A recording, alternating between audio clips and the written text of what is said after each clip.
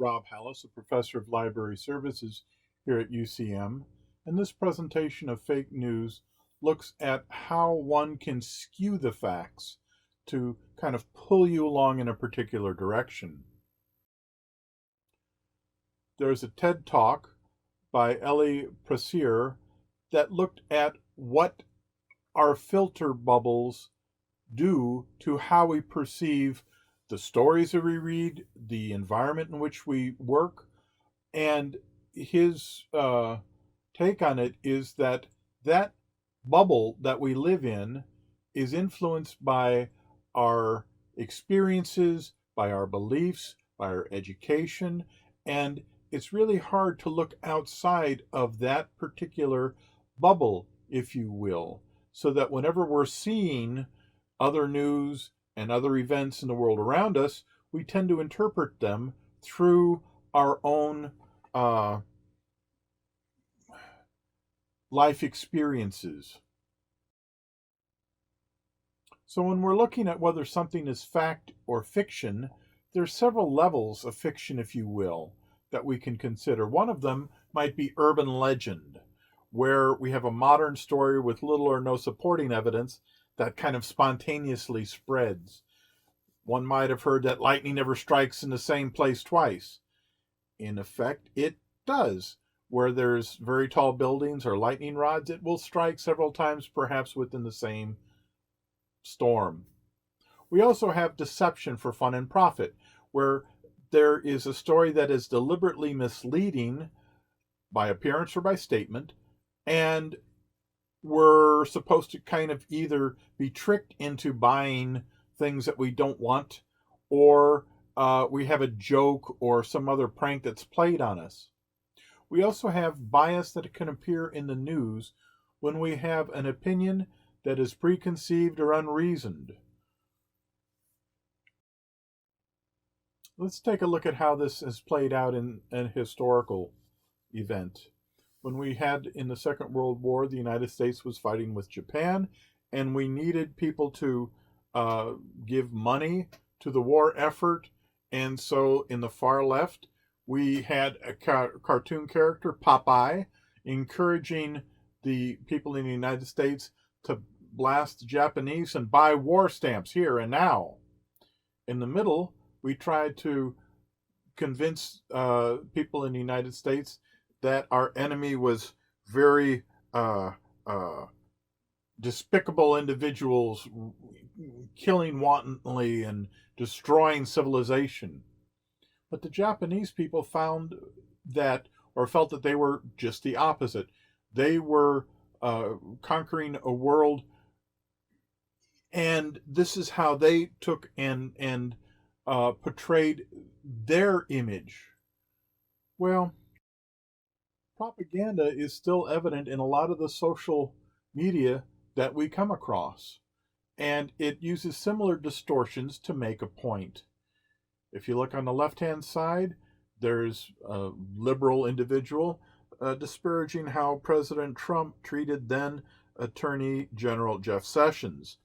And the meme has a title over it, U.S. Presidents and Their Dogs.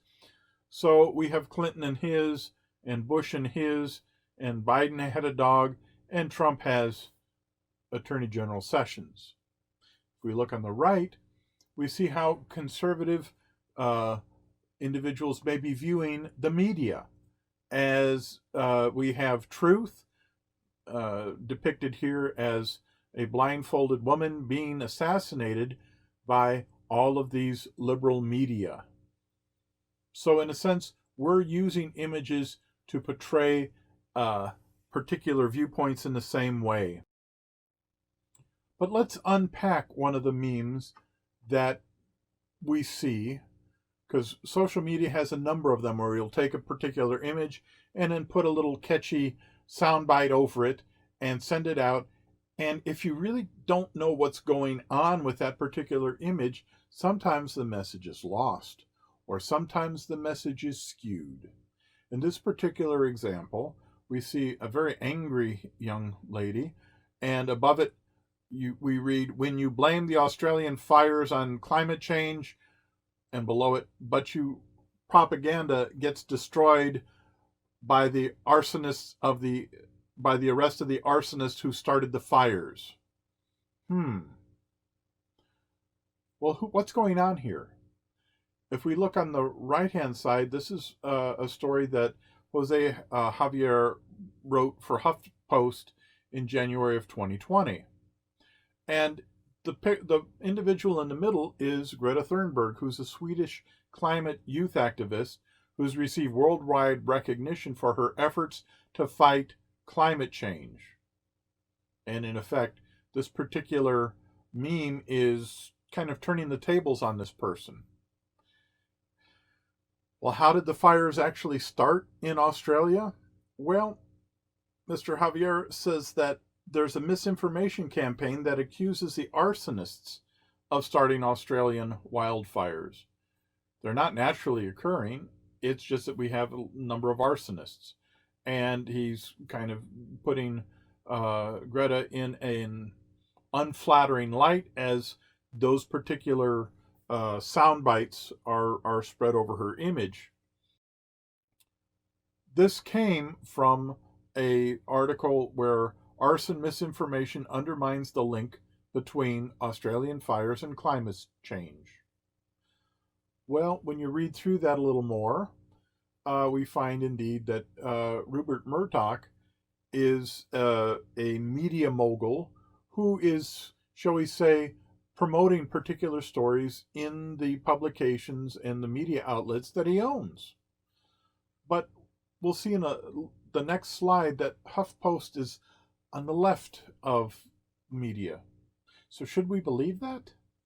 There's another article out of a different newspaper, the New York Times, that talks about how Rupert Murdoch is influencing Australia's bushfire debate. And that article talks about the emphasis on arsonists and other explanations for why Australia had just a horrendous fire season.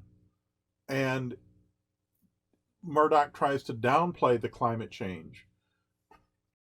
When we look at bias in the press, we see that HuffPost, as I said, is on the liberal side. If you look to the left of center, you'll see in a little green box the Huffington Post. Now in the middle, which is supposed to be a balanced approach or mainstream, you'll see that New York Times is there with Washington Post, NPR, BBC, and so that it's supposed to be a more balanced approach. So in this particular case, that meme is designed to kind of undercut a number of, we'll say, left-leaning views of climate change and the terrible wildfire season that the Australians had gone through. There is a website that collates publications from the left and from the right and juxtaposes them side by side. It's called Flipside. Most recently, we've had an issue where there was a computer that was supposed to have been record or have some recording emails that placed Hunter Biden in close collaboration with the Chinese and perhaps getting some money from that association. And what Flipside had done is summarized some publications from the right and some publications from the left in the following way. The right argues that the emails appear to be genuine and present serious allegations worthy of further investigation. On the left, Far Side summarizes, the left argues that the emails have not yet been verified and there is no evidence of wrongdoing by Joe Biden. These summaries are taken from a number of publications and they cite their sources in the following way. From the Wall Street Journal. Now, this is an editorial from the editorial board of the Wall Street Journal. And quote, Mr. Biden and the press, perhaps Joe Biden wasn't involved and Hunter was using his father's name to advance his own business interests. But it is also possible that Joe Biden was aware of the CEFC business and was unwilling to tell his son that he couldn't trade on his father's name and position.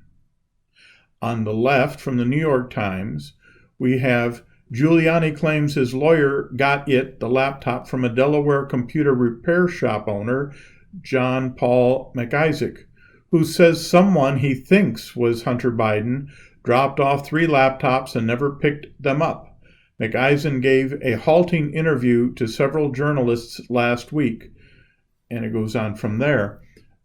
In this case, there are a dozen publications from the left and from the right, and Flipside publishes quotations from each one of these publications before making that summary that you see at the very top of the issues page.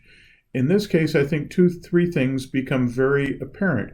One of them is that to get to the bottom, to figure out where exactly the truth is, one needs to look at a number of different sources, perhaps on both sides of the issue.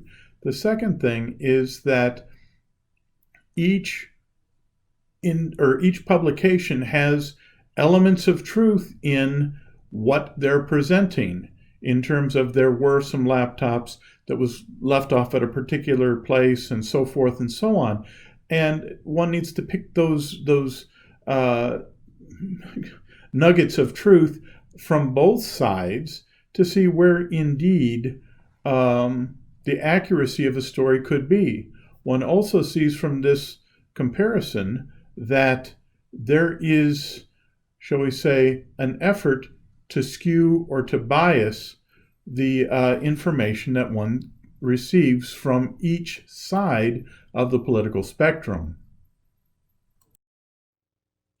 But technology can play a more sinister role than we've seen so far, in the sense that Photoshop is now being used to put people into photos that never existed. And in this particular case, we have Paul Gosar from Arizona photoshopping or tweeting out a photo that has President Obama shaking hands with Iran's President Rouhani. When they actually looked at the photo from CNN, they found that no, Obama never shook Rouhani's hand. This was actually the Indian Prime Minister Singh whose hand Obama shook, you see.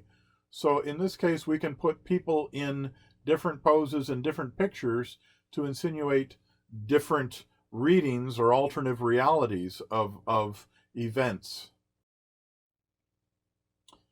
The same type of thing occurs in videos as well. All of these pictures of former President Obama speaking are fake. Basically, what's happened is that there is somebody that is reading or saying a script and then transposing their face and inserting that voice into Obama's face and the words that he speaks. And this was on a Nova program recently. So it's almost as though we can no longer believe the pictures we see, the videos we see. How do we interpret the words that we read? Well, there's a number of sites that are trying to provide a deeper reading of the headlines, if you will. And by going to one of these sites and seeing how they check the facts, what they've done is to put in a very they've taken and analyzed the claim and the sentences that are used and look to see how accurate they are. All sides, well, it's not actually a fact-checking site, but what it does is it looks at stories from the right, center, and left-leaning media so that readers can easily compare how bias influences reporting on each topic. So what they've done is to look at hundreds of stories on the left and the center and the right, and one can look at how a particular event or a particular issue is covered across the political spectrum. Fact Check is a nonpartisan, nonprofit project from the Annenberg Public Policy Center from the University of Pennsylvania, and it monitors factual accuracy of what is said by U.S. political players, politicians, TV ads, debates, interviews, and news releases. Media Matters is another one that's nonprofit and self-described liberal-leaning research center, monitors and corrects conservative misinformation in the media. Now, Truth or Fiction is a nonpartisan website where internet users can quickly and easily get information about e-rumors, fake news, disinformation, warnings, and so forth. Open Secrets, this is also a nonpartisan, independent, nonprofit website run by the Center for Responsive Politics that looks at how candidates get their money. PolitiFact is a Pulitzer Prize winning website that rates the accuracy of claims by elected officials, run by editors and reporters from the independent newspapers.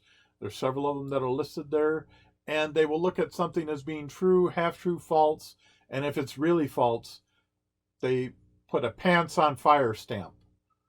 There's ProPublica, which is again an independent nonprofit newsroom. They've won several Pulitzer Prize awards for exemplary reporting, and they do investigative journalism in the public interest. Snopes is a nonpartisan website that has professional researchers look at urban legends and other rumors and looks at the extent to which it's true, it's false, there's a mixture there, it's outdated, it's unproven. They have several different categories that they can put the various stories that they're investigating into. Now, the Sunlight Foundation, again, is a nonprofit, nonpartisan organization that looks at policy database journalism to make politics more transparent and accountable. And then there's the Washington Post fact checker. It may be have left center bias, but it checks the sources and the facts as they report them. If you've got questions about these particular resources, please feel free to email me at hallis.ucmo.edu, or we can set up an appointment, even in this COVID situation, where we can Zoom, share some desktops, talk about what resources that you're trying to check and so forth. Thank you so much for listening.